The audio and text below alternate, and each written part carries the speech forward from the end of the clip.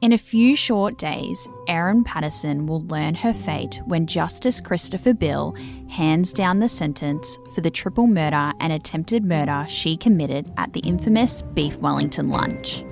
But while we wait on Erin's future, we thought we would take a look at her past. I'm Brooke Grebert-Craig, and this is The Mushroom Cook.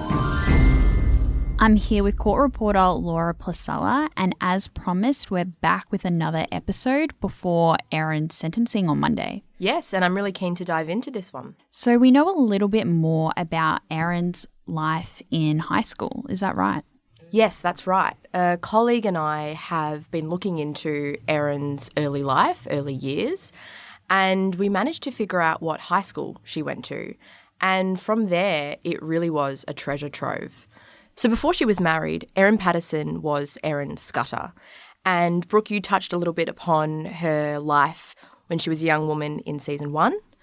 She lived in the eastern suburbs of Melbourne, but the high school she attended was in Parkville. And for our listeners who don't know Melbourne very well, that's a very inner city suburb. And this was a very good school. This was a school parents wanted to send their children to. And what was that school called? So the school is University High School, and it was colloquially known as Uni High.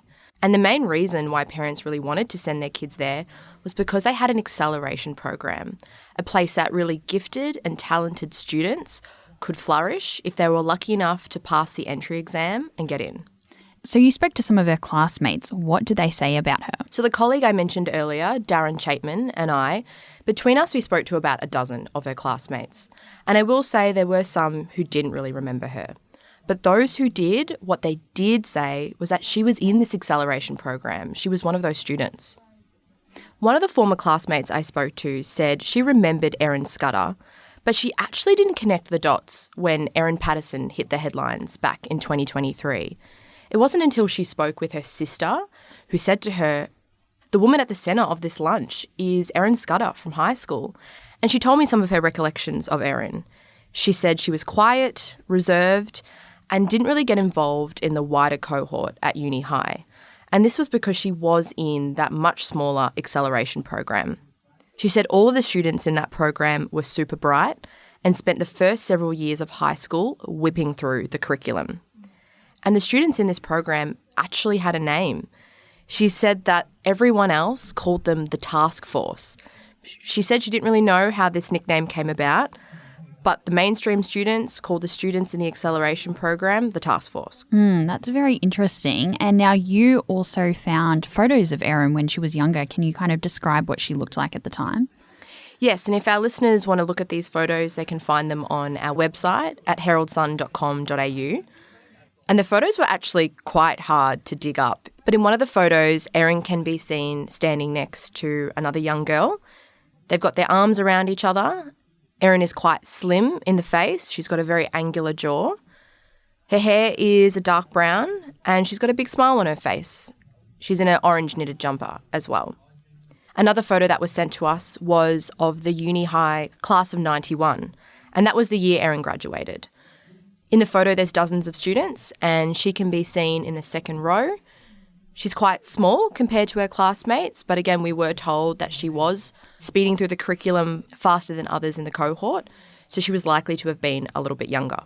And I think a fun fact about this story in particular is some well-known Melburnians actually went to the same school as her.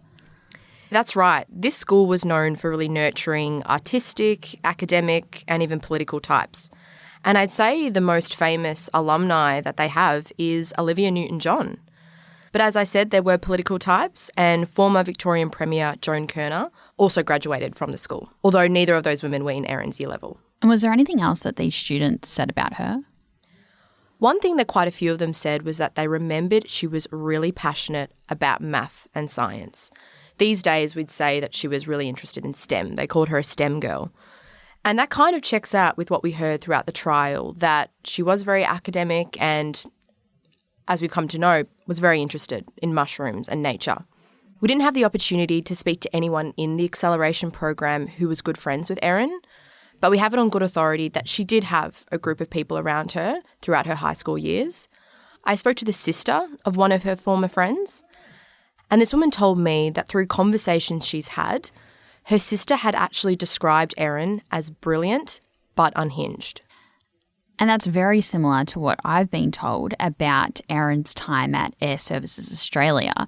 Our listeners have heard a bit about her career there in season 1. But further to that, I've found out that Erin was called Scutter the Nutter.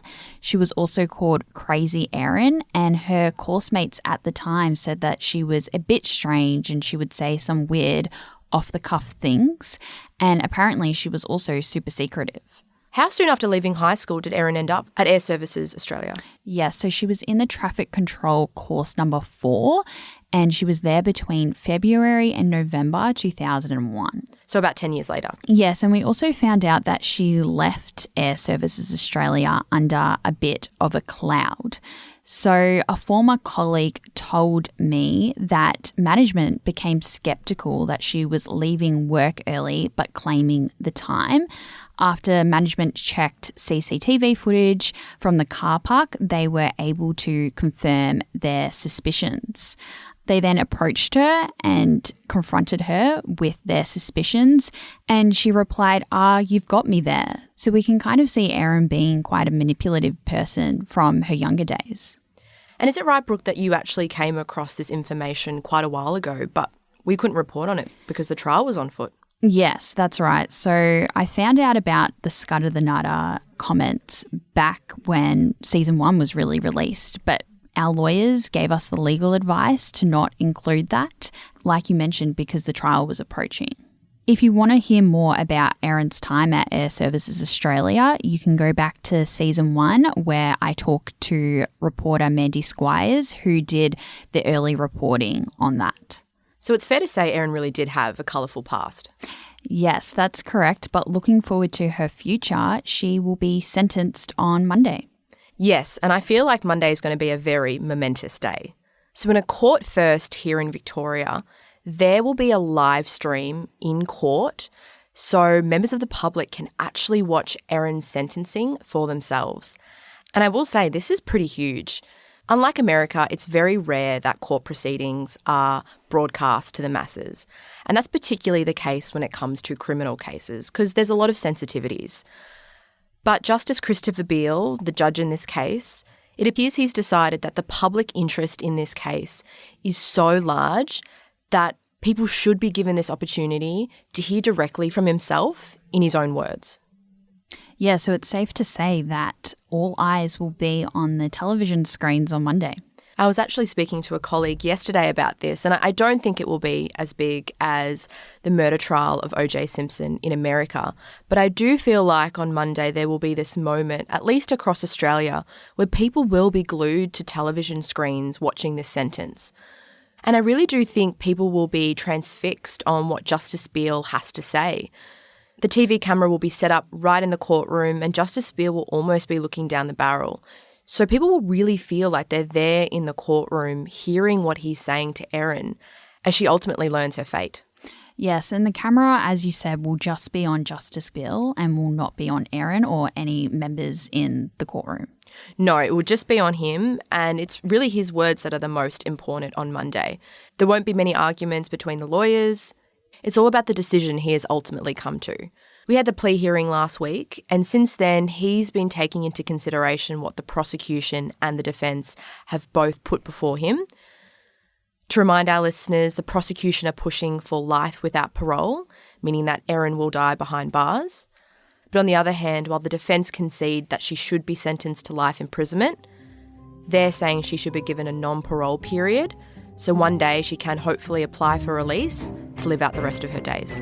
And we will bring our listeners the audio of Justice Beale's sentencing and our analysis on Monday. See you then.